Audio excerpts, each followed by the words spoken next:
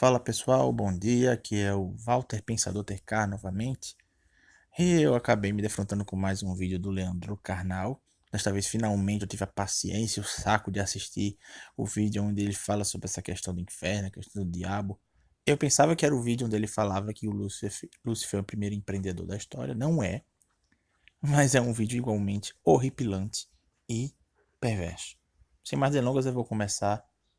Cuidado, não se iludam com o papo furado dele. Eu vou estar passo a passo mostrando a vocês o quanto que o que ele fala é horrível.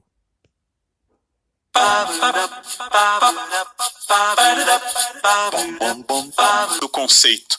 Mas a grande questão, a partir de Bauman, mais que de Aristóteles, é que nós somos seduzidos pela força da infração e não pela força da ética. Nós somos seduzidos pelo mal, que é sinal de força. Tolerar, do latim tolerare, é sofrer calado. A pessoa tolerante é a que sofre. Imaginem os dois príncipes. O da direita dos senhores, casamenteiro, tem 2 filhos, boa pessoa, pontual. O da esquerda, maconheiro. Absoluto. É a personagem mais popular da família real hoje. Nós não gostamos de gente muito boa. Vejam quando ele começa o raciocínio dele. Ele fala sobre como as pessoas são atraídas pelo mal, atraídas pelo que é antiético. E fala do sujeitinho que é o maconheiro, o cara de esquerda, o cara é revoltado, o cara é ruim. Mas as pessoas preferem ele, ele é mais popular. Isso é parcialmente verdade, ok? O problema é que o que ele vai falar a seguir, e também é uma coisa muito ruim que ele falou aí. Ele falou que as pessoas não gostam de pessoas muito boas. De fato, o bom exagerado soa muito sem graça para as pessoas. Agora, veja bem, isso não é uma coisa boa. Isso é uma coisa muito ruim. Que é porque justamente mostra a sociedade como está degenerado. E aí você pode dizer, não, é exatamente isso que o Karnal está falando. Não, amigão, você vai ver que não é necessariamente isso que ele está dizendo. Ele está querendo puxar para falar outra coisa que eu já vou mostrar. Só que um pequeno questionamento para você que está me ouvindo agora. E para o próprio Karnal, que eu duvido que assista o que eu estou falando, mas, sei lá, vamos sonhar. Quer dizer que, beleza, o cara da esquerda, o cara maconheiro, ele é popular. Mas esse popular é a pessoa que você confiaria para ter uma relação a longo prazo? É uma pessoa que você confiaria para voltar no topo de sua empresa? Perguntas. Eu já respondo que não. Você não confiaria seu filho a uma pessoa dessas. Você confiaria a pessoa boazinha que você pensa que é um saco. Só que ele é confiável. É o tipo de pessoa que vai levar o mundo para frente.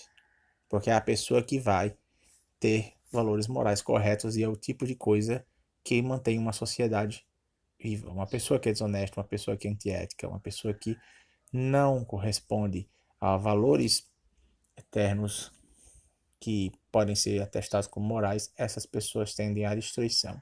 Mas vamos continuar. Não gostamos de pessoas muito pontuais, atenciosas, elas nos irritam. Nós gostamos da sedução. É Bart Simpson e não a Lisa que seduz. Veja que engraçado. Ele usa uma peça de humor para dizer o Bart Simpson atrai mais que a Lisa. O Bart Simpson de fato é muito mais engraçado, porque ele é caótico, ele transgride as regras, estamos falando de uma obra de ficção, e de fato ele é mais atrativo que a Lisa. Só que tem um detalhe, a Lisa não é a boazinha, necessariamente. Ela é a politicamente correta. A politicamente correta não é a boazinha, ela tem aparência de boa. Prova disso é que em muitas ocasiões a Lisa defendeu coisas comunistas, socialistas. Já tem um episódio inteiro que ela fala de desarmamento, ela faz todo mundo se desarmar. Então, assim, a Lisa é a politicamente correta. A politicamente correta é a pessoa chata, não é a pessoa boa em si.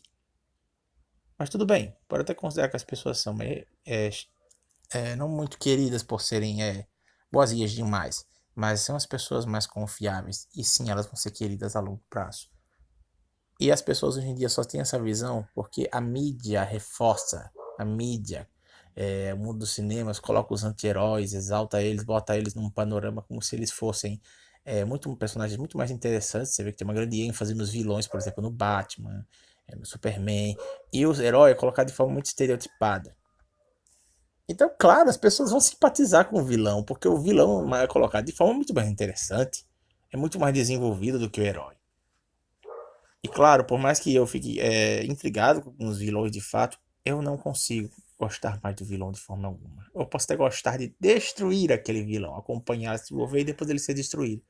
Eu sim sou simpático ao herói que não é um herói estereotipado, mas é um herói. Uma pessoa com bons valores, a pessoa que quer proteger, a pessoa que quer cuidar dos seus e que faz isso mesmo diante do seu esforço. Por exemplo, Naruto. Naruto você tem um grande herói ali. Só que ele é um herói assim, que parece um herói, mas depois você vê que o cara tem valores. O cara tem grandes valores. E ele contagia. Não interessa o quão complexo seja o vilão. No fim das contas, você fica do lado do Naruto. E ele conquista. E o spoiler, pra você que não assistiu Naruto, ele vira Hokage da vila com seus valores de união entre as pessoas. Não uma união vitimista. Sei que Naruto em nenhum momento fica, ai, como eu sou um pobrezinho, me olhem para mim, não. Ele tenta conquistar com sua batalha, com seu jeito de ser. Ele se afirma como quem é imperfeito, falho, mas ele quer fazer o bem. Ele quer proteger aqueles que são importantes e depois ele entra numa causa maior, que é ajudar as pessoas a saírem do ciclo do ódio. Mas enfim, vamos continuar. A imaginação. Bem provavelmente porque o primeiro gesto da humanidade que eu acabei de escrever no livro Pecar e Perdoar é a negação de um sistema de valores.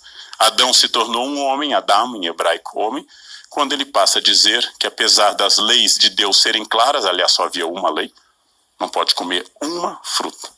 É uma empresa simples com uma regra, gente, uma regra, não pode comer uma fruta e o cara foi lá e comeu. O cara transgrediu. O primeiro casal feito diretamente por Deus, posto no centro da empresa, o CEO presente dia e noite.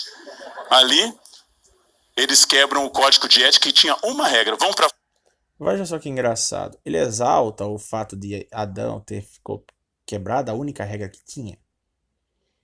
Como se fosse uma coisa que reafirmasse ele como pessoa. Não, colega. Ele já era uma pessoa. A diferença é que, no máximo, ele não tinha noção do bem e do mal. Mas ele era uma pessoa. Só que o que acontece? O ato de Adão, ele quer uma ruptura no mundo todo. E convém destacar que eu não tenho uma noção certa do que significava de fato aquela história do Jardim do Éden em relação à fruta, à árvore. Eu não sei até onde isso é literal, tá? Eu sou muito aberto à possibilidade de haver muita metáfora no meio ali. Mas o fato é, houve alguma coisa referente a uma fruta que Adão não deveria ter comido, tocado, seja lá o que foi, e ele fez. E isso culminou no cataclisma que nós temos hoje. Primeira rebelião, que não foi o que tornou ele homem carnal, foi o que tornou ele um rebelde de Deus, rebelde contra Deus. E condenou justamente o ser humano hoje de ele desejar mal.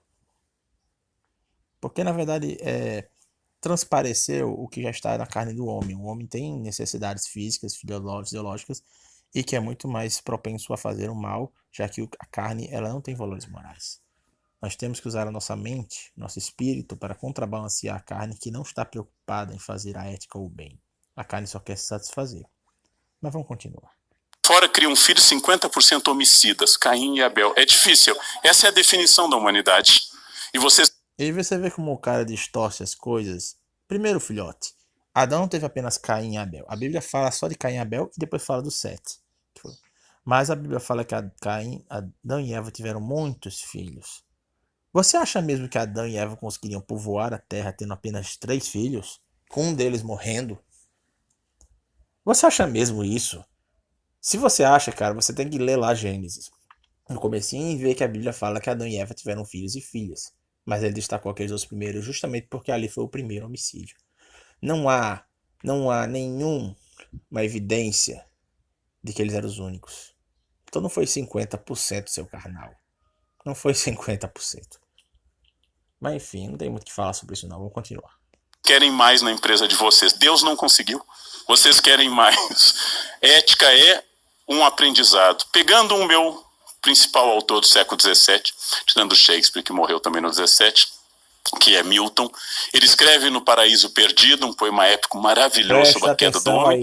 Esta frase que eu vou me deter: é melhor reinar no inferno do que servir no paraíso. Eu prefiro a liberdade como infrator do que a subserviência. Miguel é um alcaguete, um X9, é um lambe-botas, o arcanjo Miguel. Lúcifer é o portador da luz, o mais belo dos anjos. Veja a canalice desse rapaz. Ele repete a frase de um sujeito que sei lá quem é e prefiro nem saber, que diz que é melhor você reinar no inferno do que você ser um subserviente no céu. Primeiro companheiro que Deus prometeu aos seus, eles reinarem junto com ele no céu. A igreja tem um papel protagonista. São os representantes de Deus na terra. As pessoas não são meros subservientes. Só que é aquela coisa, Deus já está acima de tudo, inclusive do próprio diabo. Você não tem opção. Ou você se rebela a Deus, mas ainda contra Deus, mas ainda dominado por ele e castigado por isso. Ou você serve a Deus e arranja os frutos. E colhe seus bons frutos. Não há outra opção. O diabo não reina no inferno. O diabo é um rebelde. O diabo foi um estagiário que tinha uma ótima posição na empresa, estava crescendo, mas resolveu abrir mão dela para ter o seu pequeno impériozinho de merda. Desculpa a expressão. Deixa de acreditar nessa lorota que o diabo tá lá no trono no inferno com um tridente, dominando os demônios e as almas. Não existe isso. A Bíblia não fala disso. O diabo está no meio das pessoas, cometendo seus atos, fazendo suas influências. Mas ele não é um rei. No máximo, a Bíblia chama príncipe desse mundo, porque ele se apossou de forma irregular. Ele é um possista. Ele é um invasor sem terra. Essa é que é a verdade. Ele perdeu sua posse e aí ele invadiu as suas propriedades e está aí tocando terror. Mas um dia Deus vai expulsá-lo, assim como Deus está usando políticos como Bolsonaro para expulsar esses terroristas dos lugares onde eles estão invadindo. Adorei essa comparação, né? Peguei isso agora. Mas enfim, o cara fala que é melhor você ter um império, se você é um infrator, você tá num comando, ou seja, é melhor você ser um traficante, do que você tá servindo ao bem.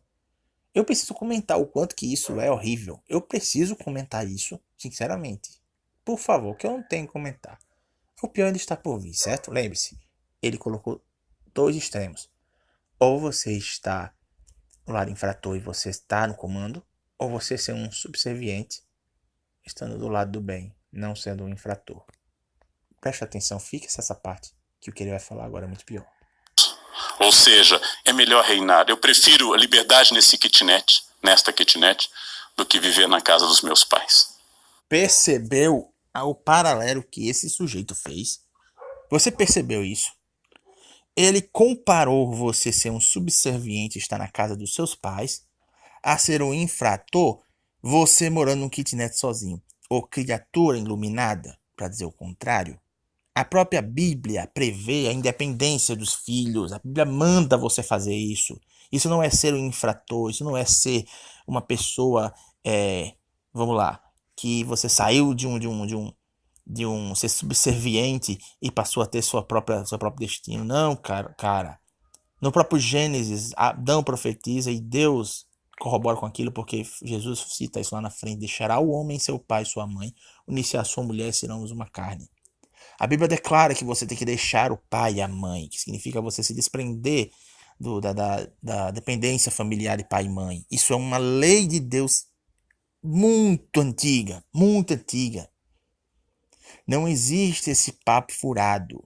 Você tem que ser independente, sim, isso é uma determinação de Deus. Eu queria isso. Porque se fosse ficar todo mundo na casa dos pais, como é que você espera que as sociedades iam crescer? É justamente os pais gerando filho, cada um desses filhos vão tomar os seus próprios destinos, e aí eles vão criando novas sociedades, novas civilizações, e assim o mundo cresce. Crescei-vos e multiplicai-vos, foi isso que Jesus mandou. Deus mandou. Deus não mandou você ter um núcleo familiar que não muda, que todo mundo fica lá morando eternamente com os pais, porque isso não cria expansão. Percebeu? Mas o cara coloca esse paralelo terrível dizendo como se fosse a mesma coisa do cara que prefere reinar sendo um infrator do que ele ficar na subserviência do bem. Vejam como esse cara trabalha. Vejam o sofisma dele. O sofisma é você distorcer a verdade. Você cria toda uma argumentação, mas para defender a mentira. Repare como ele faz. Tomem cuidado com um sujeito desse. É por isso que esse cara não presta. Hoje eu quero liberdade na casa dos meus pais. Mudou um pouquinho também este padrão. Eu quero total liberdade, mas com serviço de bordo. Isso é uma diferença muito grande. E outro detalhe que convém destacar, o fato de você estar independente do seu kitnet não significa que você não vai cuidar dos seus pais, nem ser subserviente a eles. A Bíblia fala, honra teu pai e tua mãe. Você está Saindo, se desprendendo dos seus pais, é porque você vai gerar uma independência. Você vai passar a cuidar prioritariamente da sua família nova, que é você e sua esposa, mulher com seu marido. Mas isso não significa abandonar seus pais. Se os pais precisarem, vocês têm que estar ali. Você tem que cuidar dos seus pais, tem que honrá-los e respeitá-los. Você também não vai acatar toda a ordem deles agora, porque a sua prioridade é sua família. Por exemplo, se seu pai, você lá casou com sua esposa. Você é homem, casou com sua mulher, mulher casou com seu homem. Chegar seus pais e disserem, não, meu filho, vem aqui morar comigo, essa pessoa não presta. Não, você não vai obedecê-lo aí. Você tem uma aliança nova, você tem uma nova família. Sua prioridade é sua família.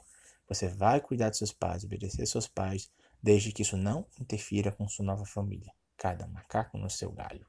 Vamos continuar. Pegando os macacos bonomo, que são geneticamente os mais próximos da humanidade, é possível que seja aquilo que acomete aos símios, nossos parentes mais próximos. É o nosso egoísmo natural biológico, que Richard Dawkins, no grande livro O Gene Egoísta, desenvolveu. Buscamos o nosso bem imediatamente.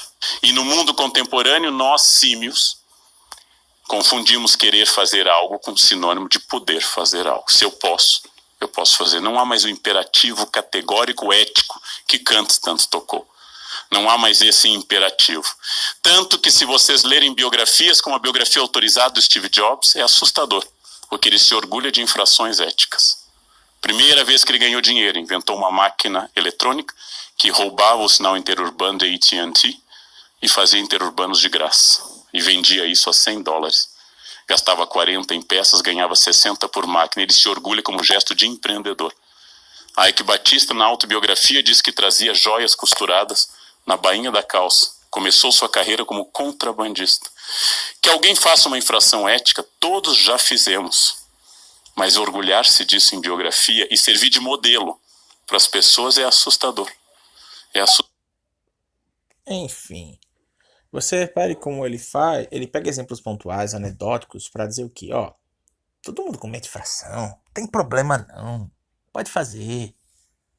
Cara, eu não preciso nem falar muito sobre isso, eu já falei demais, eu acho que meu vídeo tá extenso, deixa eu ver tá quantos minutos aqui, 17 minutos já, tá muito desgastante. Eu acho que a informação mais que suficiente. Vocês viram como o rapaz, ele tem uma agenda, a agenda dele é reforçar esse ideal assim da infração, de você é melhor você ser livre sendo o infrator do sistema do que você ser livre, submisso ao sistema correto e não ter sua liberdade. Obviamente a liberdade é muito importante. E quem disse que você não pode ser livre ao mesmo tempo que você é servo? A liberdade é uma coisa muito subjetiva. Eu não vou nem falar muito sobre esse vídeo, porque é bem mais complicado, tá? Eu só vou dizer uma coisa. A liberdade 100% não existe. Se você decide, por exemplo, eu vou me desprender dos meus pais, vou ser livre. Beleza, você vai estar preso a outras coisas, você está preso às leis humanas, você está preso às suas contas, às coisas que você tem que pagar. Se você decide ser livre, ser livre da igreja, ser livre de Deus, você vai ficar preso ao pecado. Você vai ser dominado pelas suas próprias paixões. Não é você ser livre, é você escolher a quem servir. Escolher ao melhor patrão. Eu te garanto, em nome de Jesus, eu acredito que o melhor patrão com certeza é Deus. Porque Ele que te dá o verdadeiro significado da sua vida. Você ser livre de Deus, na verdade, te torna escravo do pecado. Você não é mais de você mesmo. Você não consegue resistir de fazer o mal. Como esse sujeito bem falou, uma das poucas coisas corretas que ele falou. Mas enfim, tome muito cuidado. Espero que vocês tenham gostado, tenham entendido. Qualquer coisa, os comentários estão aí, podemos discutir civilizadamente. Curte, compartilha se gostou, se inscreve no canal. E até a próxima. E a verdade é uma só. Valeu, gente.